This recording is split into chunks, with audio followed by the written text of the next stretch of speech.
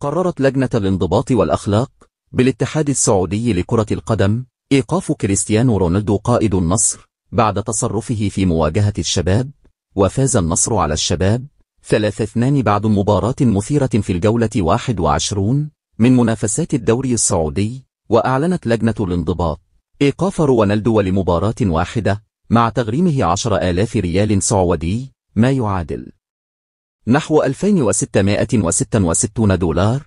كما قررت اللجنة تغريم النجم البرتغالي 20,000 ريال، أي ما يعادل نحو 5,300 دولار، ودفعهم لنادي الشباب كتعويض عن رسوم الشكوى التي تقدم بها. وأثار رونالدو جدلا واسعا بطريقة احتفاله بعد تسجيله الهدف الأول لفريقه من ركلة جزاء. ورد رونالدو على هتافات جماهير الشباب في مواجهة الفريقين قبل أيام بإشارة مثيرة للجدل.